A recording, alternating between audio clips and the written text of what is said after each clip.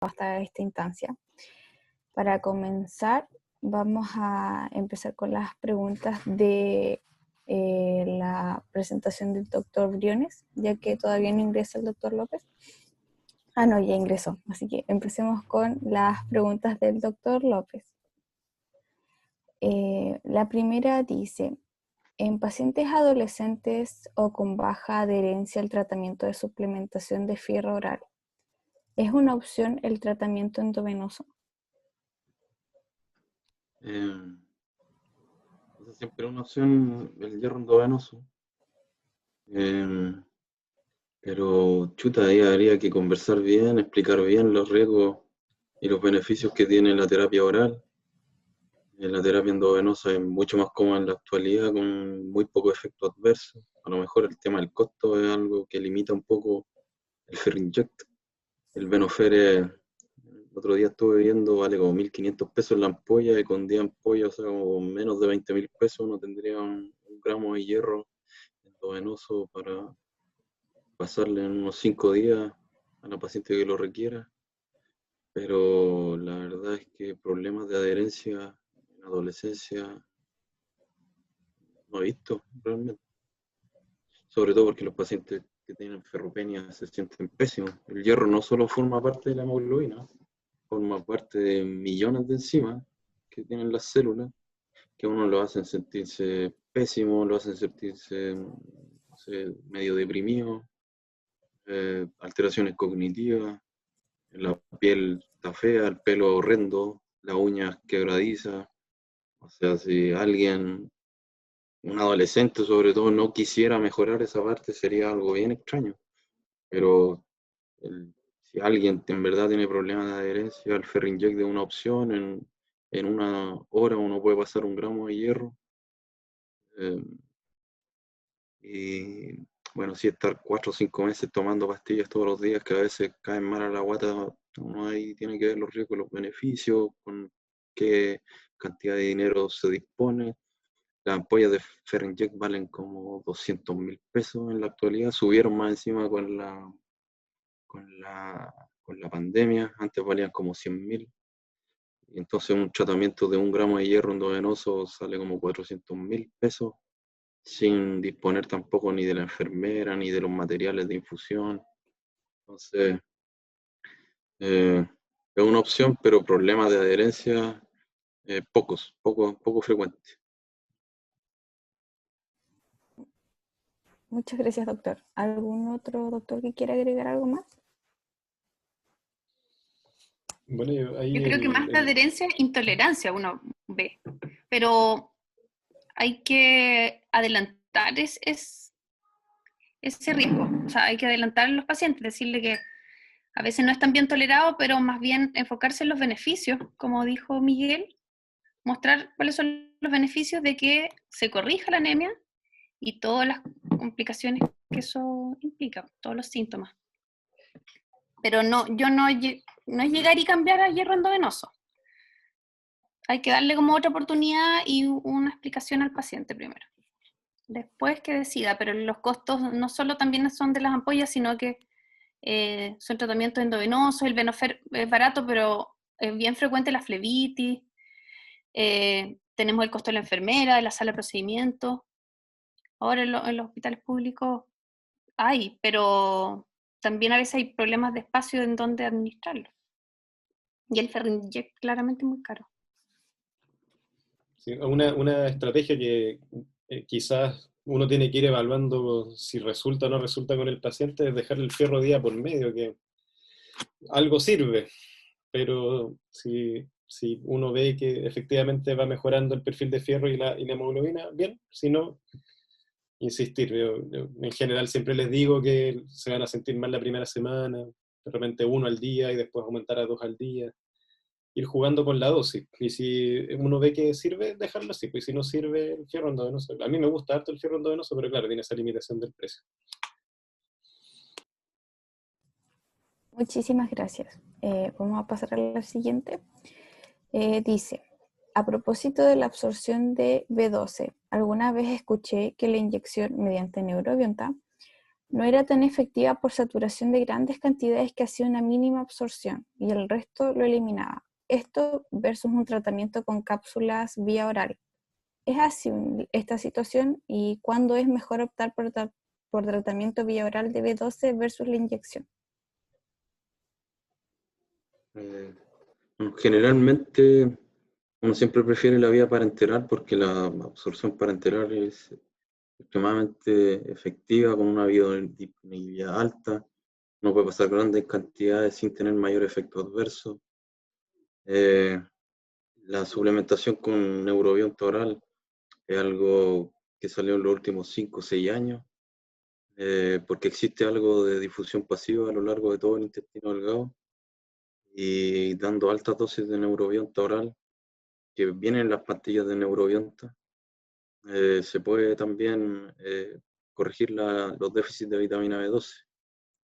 El tema es que generalmente, sobre todo en el sistema público del lado como más poniente, de Santiago, en los lados más pobres, los pacientes que se le hace el diagnóstico de déficit de B12 es cuando ya tienen una hemoglobina de 7, plaquetas bajas, déficit neurológico, y esos pacientes no pueden esperar la corrección por vía oral, que se demora como 3 semanas, sino que hay que pasárselo vía parenteral. Y generalmente la vía intramuscular es la más utilizada. Y ahora está el Tol-12 Forte, que viene en ampollas de 10.000 unidades, la Neurobionta de 10.000 unidades, que permite tan solo con 3 inyecciones una vez por semana suplementar por lo menos 6 meses, un año de Neurobionta a los pacientes. La verdad es que la vía oral viene ahora en casi todas las pastillas con fierro, con vitamina C y con ácido fólico. Por ejemplo, el Ferranim, el Confer, que vienen esas cuatro cosas. Y la verdad que la vía parenteral es la más utilizada a lo largo de la hematología hasta por lo menos unos 5 años. Muchas gracias, doctor. ¿Alguien más que quiera agregar algo? Estoy de acuerdo. Sobre todo cuando hay compromiso neurológico, es necesario la vía parenteral. Ok, muchas gracias. Vamos a pasar a las preguntas de la sección de la presentación del doctor Briones. Voy a repetir algunas de las que ya respondió. La primera es la leucemia promielocítica aguda con hiperleucocitosis. ¿Tiene peor pronóstico? Ya, si veis cómo respondí en el chat, sí. Pasa que hay que diferenciar que la promielocítica escapa del concepto de las otras leucemias mieloides, y evidentemente que las linfoblásticas, que tienen un porcentaje de curación que es harto menor que el de la promielocítica. La promielocítica es más del 90% de las veces curable si es que el paciente no fallece en el debut y en las primeras semanas de tratamiento. E incluso se pueden utilizar esquemas que son libres de quimioterapia citotóxica también. Y si, nuevamente, si el paciente tiene leucocitosis sobre 10.000, que es como el punto de corte estándar que se pone de estratificación de riesgo, junto con las plaquetas por encima o por debajo de 10.000, hay uno estratifica a su paciente de riesgo bajo, que es en el fondo el riesgo bajo de morirse por las complicaciones asociadas a la leucemia, más que porque la leucemia vaya a ser refractaria o vaya a recaer con las terapias actuales.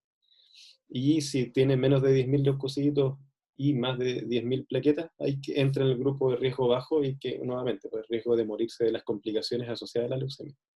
Así que sí, pues en lo formal la pregunta es sí. La respuesta a la pregunta es sí. Muchas gracias. ¿Algún doctor que quiera agregar algo más?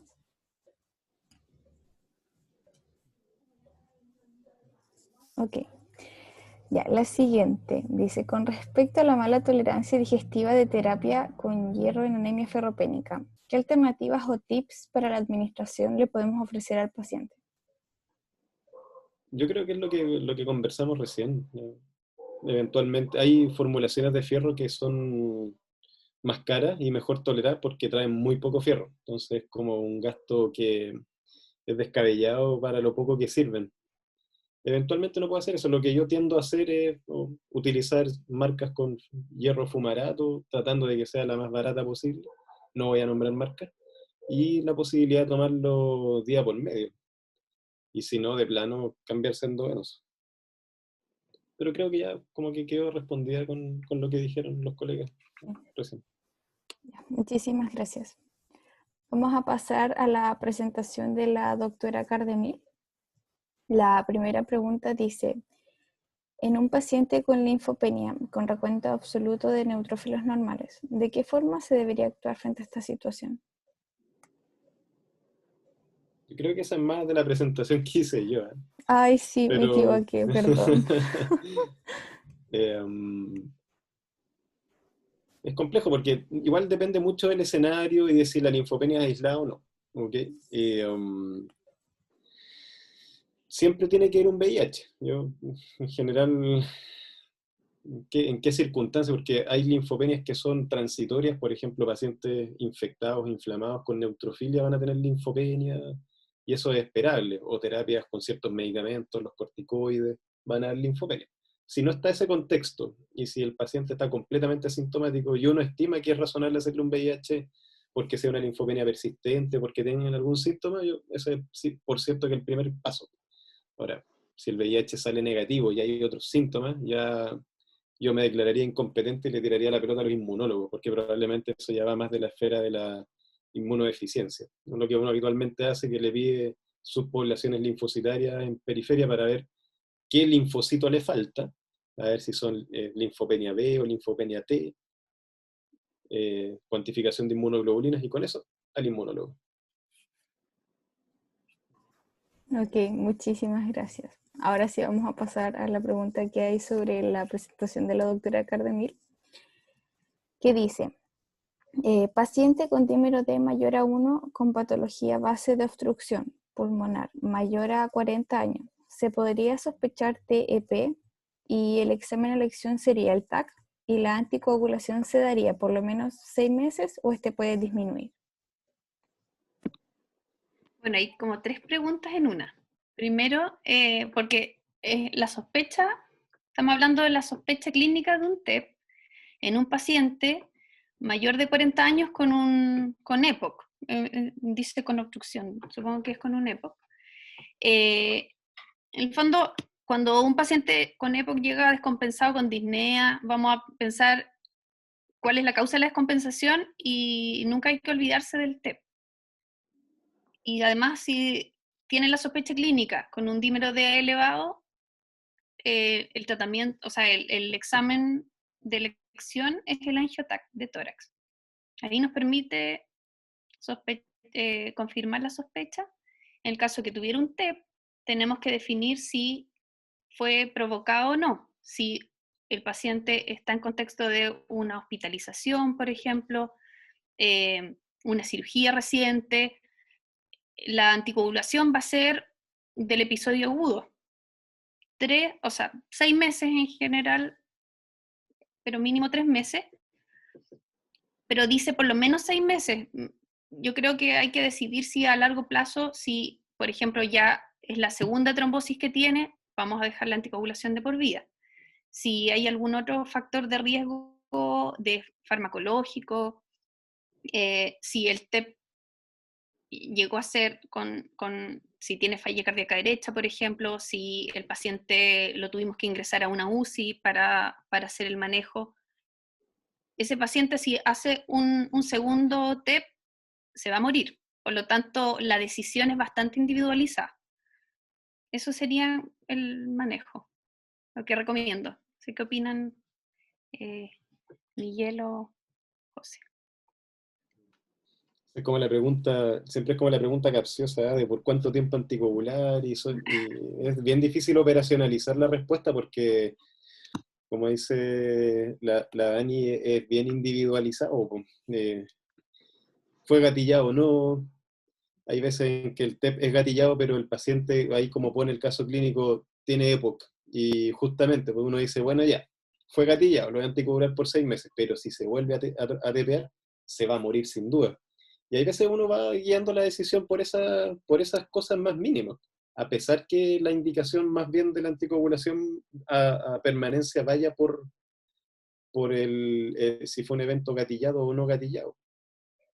Pero yo creo que, no sé si irán a opinar igual que yo, ¿no? Pero creo que si una persona tiene un riesgo de sangrado que se estima bajo o tolera bien la anticoagulación, es mejor que se anticoagule por más tiempo que por menos tiempo, porque particularmente el riesgo de recurrencia a nivel, como grupo completo de personas con trombosis, con enfermedad tromboembólica, el primer año es mucho más frecuente que el segundo año, hasta el segundo año es mucho más frecuente que después del segundo año, pero el riesgo sigue siendo elevado hasta los 10 años, creo.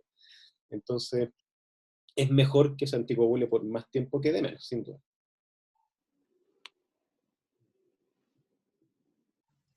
Ok, muchísimas gracias. Y con estas respuestas damos por finalizada la mesa redonda del día de hoy.